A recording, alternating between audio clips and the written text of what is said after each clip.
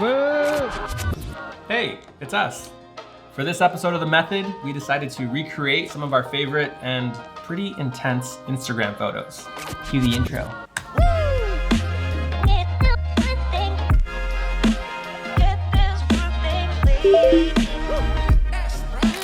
I'm bringing the 30 and the 10 to 18 and our drone because we don't know what we're gonna need. There's a lot of red on this map. Alex chose to live in Long Beach, so that is where we're going. What is up? Hey. Wow.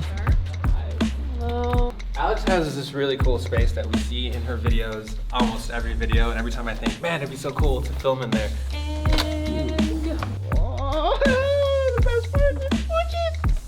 Oh my god. I feel like there are some Easter eggs. Brick wall. We've got some Easter eggs in here. Yeah. I already see one. Yeah. Let's do it. Yeah, no, we've been wanting to do a collab for, like, a legitimate collab since our last one. My video is basically like top things that you didn't know that you could do on Instagram. So the thing is, we're running low on time.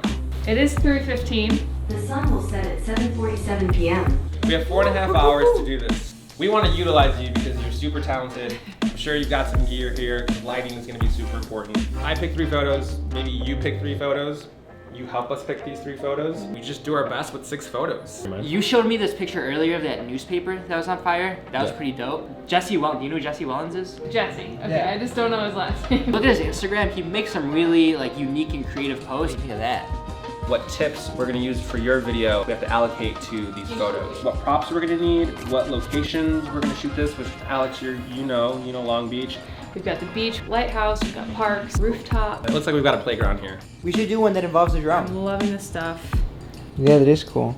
I think this one's cool. The things that we do choose to do shouldn't be that complex. We can't spend 5 minutes explaining it. I'd be down to recreate that one. Yeah, it doesn't seem like it'd be that hard. And it's 3 people. Yeah. Do we want to try to recreate that industrial feel? I think we should try. Oh, they show you like the process of them making Yeah. I it. feel like this is becoming a really big thing on Instagram is to show the BTS photo as well. I guess if you want it to look like she's throwing it upward. So we need a donut, sprinkles, and some kind of string. All right, so for all of the photos, we're gonna be using the A7 III instead of the A6500. Just shoots a little bit better quality photos. We are going to try to recreate one of my favorite YouTubers' pictures, Jesse Wellens. As you can see from this picture, it's pretty fun, it's pretty clever. This is gonna be our first one. All right, so right off the bat, with this very first photo, we had to deduce if we were going to replicate these photos exactly or if we were gonna bring our own style to it. Now, in Jesse's photo, it is kind of cool because it is him holding himself, but we thought we would have a little bit of fun with it and have Nathan hold a little me. We ended up deciding, let's really go for it and try to recreate these. That being said, it's extremely hard to replicate a photo down to the T. I mean, even just body positioning, trying to get Nathan's hands in the exact spot was tough. Let's have that live right here. Go a little bit higher, a little bit closer to your chest. Bring your shoulders down, don't look. Lighting was a factor. We had to make sure that the light source was coming from the exact same spot, as was the camera height and camera angle. Those were 2 things that had to be completely spot on because we were compositing 2 separate photos. The thing is, I feel like you should be facing this way. You're gonna be facing this way.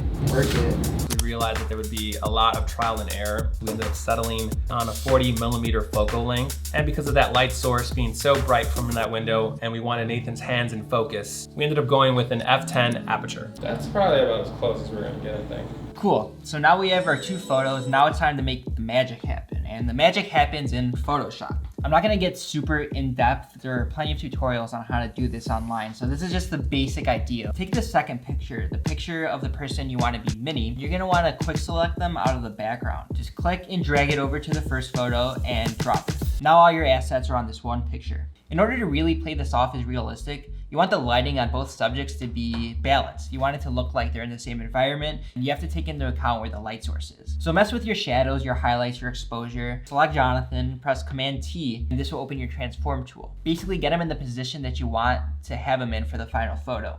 Once you do that, you have to create a layer mask of the hands so that Jonathan's body looks like it's sitting in between my thumb and the palm of my hand. When you're adding drop shadows, however, you want to take into account a couple things. For one, the light source, Jonathan's body and the shadows that he casts, the shadows I produce on Jonathan's body. Once you finish the drop shadows, your photo's pretty much done. You just have to bring it into Lightroom, do some final tweaks to the color. This is what we came up with.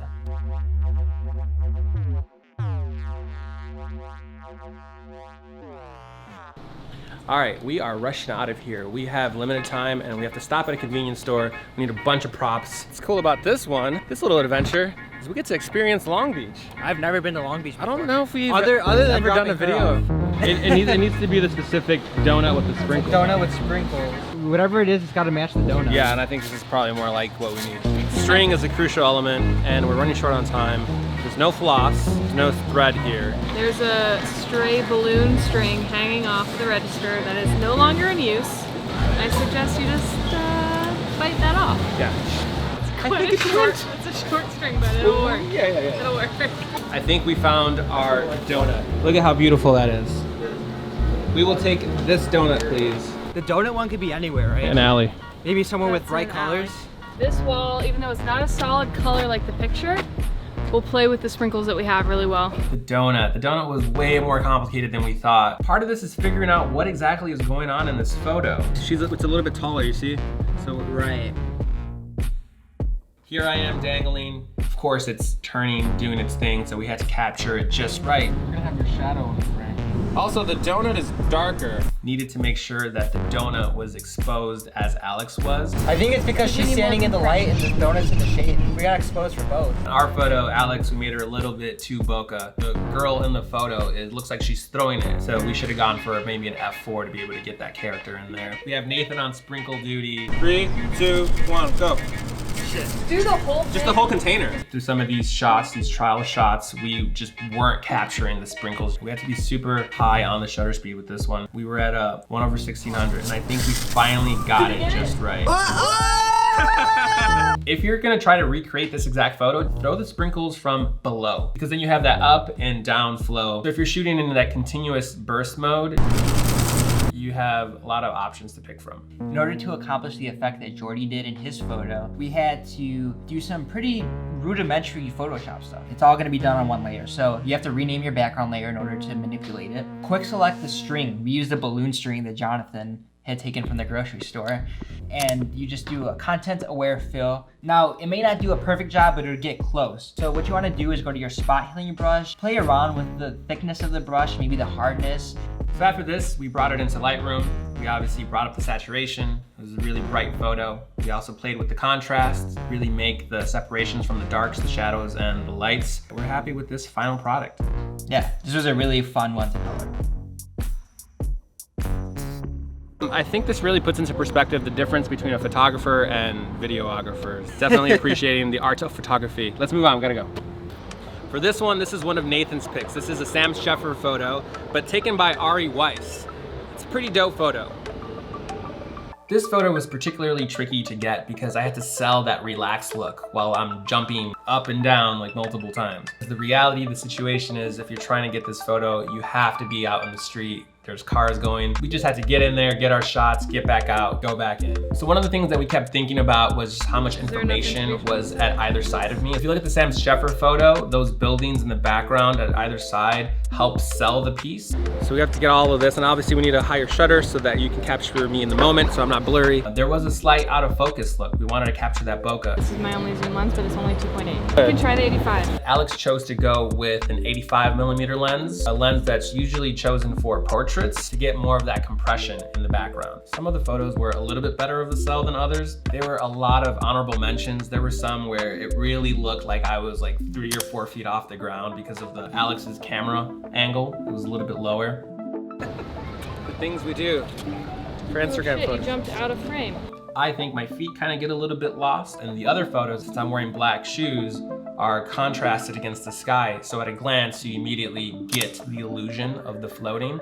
So although I like some of the other photos better, ultimately we went with this photo because we thought it looked a little bit more center and more like the actual photo that we were going for. The name of the game here is recreating our favorite Instagram photos. As far as post work goes, it's pretty simple. We didn't have to use Photoshop at all for this one. We just brought it into Lightroom. You want to bring the saturation down on the blues so the sky is white and looks blown out. You want to go down to split toning and change the highlight hue to a cream peachy-ish color. Something I can just tell by looking at the photo is that they added clarity, and what this does is just kind of add some artificial sharpness to the picture. It really makes it pop. That's pretty much it. It's a pretty simple edit. Who would have thought Instagram would be this tough? We're doing this. Yep, it is 7:10. We're officially running out of time. So how much time do we have before sunset? 37 minutes. We're losing light and we're trying to get a picture where there's sun streaming into an Shafts industrial... of light. The shafts of... How many times can we say the word shaft? I don't know. Anyway, so if we can get up there, we might just be able to get those shafts of light. What do you think of this area? I don't love it, but we're out of time. For this one, I knew exactly who to go to when we started this challenge. This is a guy named Jordy Kolatek.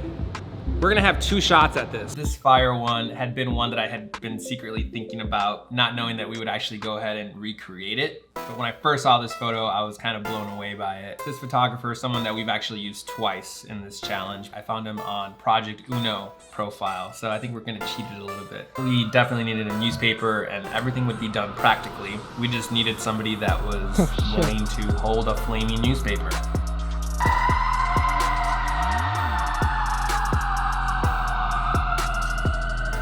Did you burn yourself? No, I didn't burn myself. I was really good about it. So for this one, what Alex did was make sure to expose for the darks and for the fire, since she knew that for sure that needed to be in focus. Everything else we can manipulate in post as long as we had that fire exposed. For this one, we shot at a f2.8 and the shutter speed was 1/1250. This is another example of us using the continuous burst mode to get as many shots as we could. Considering Jonathan's holding fire, we don't have a lot of time to get the shot, so continuous burst mode for the win. Ready? 3, 2, 1. In Lightroom, all I did was try to make it poppy. You know, you want the flames to look really in your face and super saturated and vibrant. Whoa, this man's holding a newspaper that's on fire. The guy who's holding the paper, his face is completely blacked out. However, in our photo, the light is illuminating Jonathan's face in. We can't have that. There is a couple tweaks that we have to do in Photoshop to really sell the effect. Quick select his face out, bring down the brightness, maybe even the exposure, play around, but the effect that you want is to not be able to see the person's face at all. For this challenge, there were a lot of honorable mentions. It was super hard to pick just one. We decided to go with 3. These are our favorites. About God.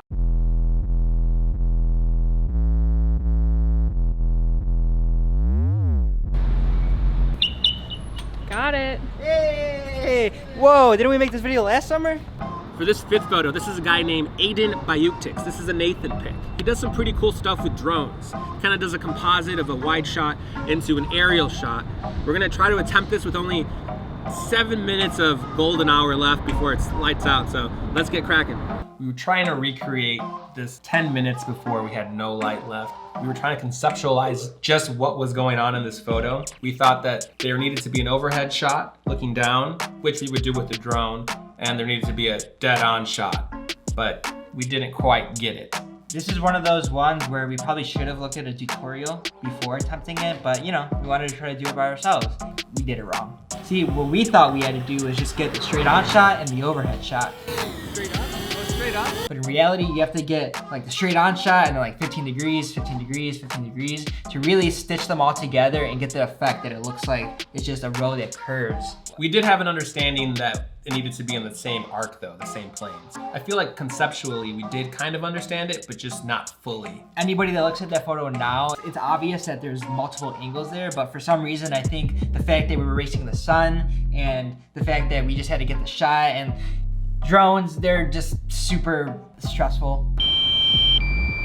This is definitely the hardest shot to get because of course with our drone, the battery's always dying. Car coming.